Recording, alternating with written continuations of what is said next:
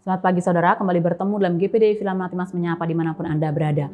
Firman Tuhan bagi kita pagi hari ini terdapat dalam Lukas pasal 14 ayat 33. Demikian pula lah tiap-tiap orang di antara kamu yang tidak melepaskan dirinya dari segala miliknya tidak dapat menjadi muridku. Saudara, ketika Yesus memulai pelayanannya dan dia melakukan begitu banyak mujizat, banyak orang mulai datang dan menggemari Yesus.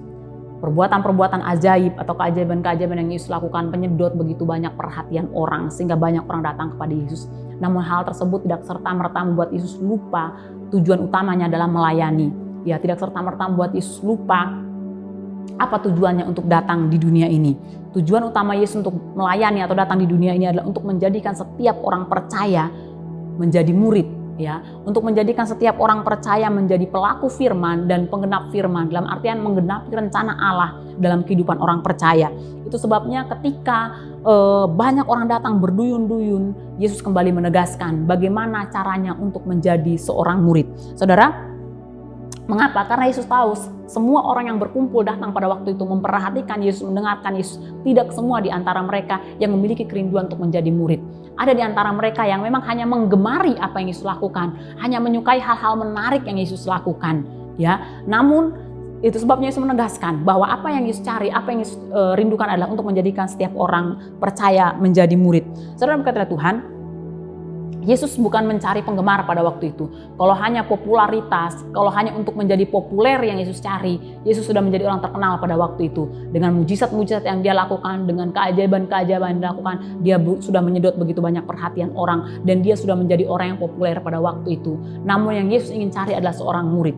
Murid adalah orang yang setia.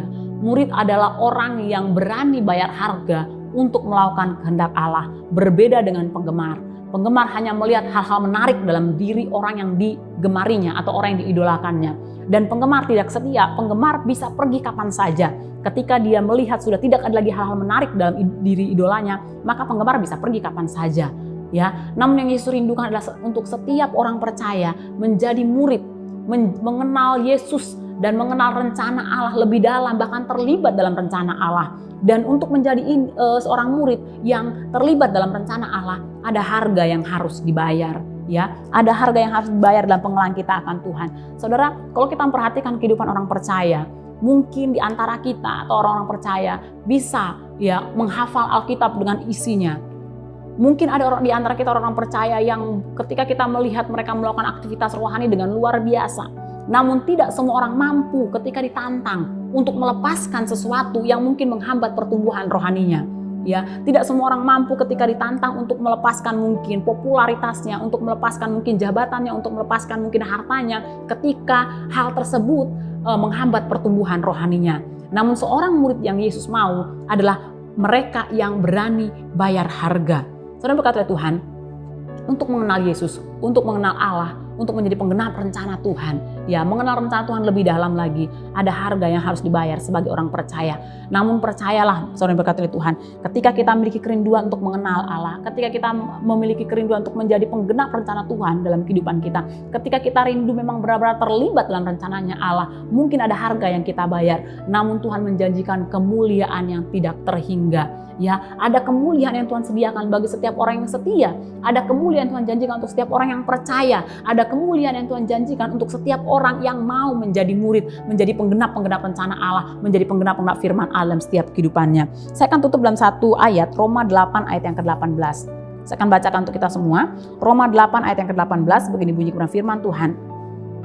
Sebab aku yakin bahwa penderitaan zaman sekarang ini tidak dapat dibandingkan dengan kemuliaan yang akan dinyatakan kepada kita. Saudara, berkata Tuhan, ketika kita mengiring akan Tuhan, ketika kita rindu menjadi pelaku kebenaran firman Tuhan, menggenapi rencana dalam setiap kehidupan kita, pasti ada tantangan, ya, pasti ada penderitaan, pasti ada harga yang harus kita bayar sebagai orang percaya.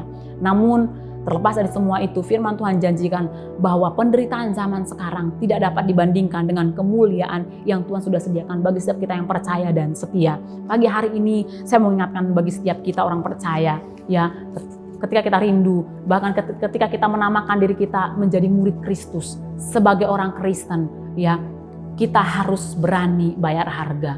Ya, ada kesulitan, ada penderitaan yang mungkin Tuhan izinkan terjadi dalam setiap kehidupan kita. Namun jangan menyerah, Kita punya Allah yang Immanuel, kita punya Allah yang penuh kuasa, dan sebagai penghiburan bagi setiap kita, Allah menjanjikan kemuliaan bagi setiap kehidupan kita. Penderitaan zaman ini, firman Tuhan katakan, tidak dapat dibandingkan dengan kemuliaan yang Tuhan sudah sediakan bagi setiap kita. Itu sebabnya pagi hari ini saya mengingatkan kepada kita, mari setia mengiring Tuhan, setia melayani Tuhan, sampai kemuliaan Tuhan janjikan menjadi bagian dalam setiap kehidupan kita. Puji Tuhan, mari kita bersatu dalam doa.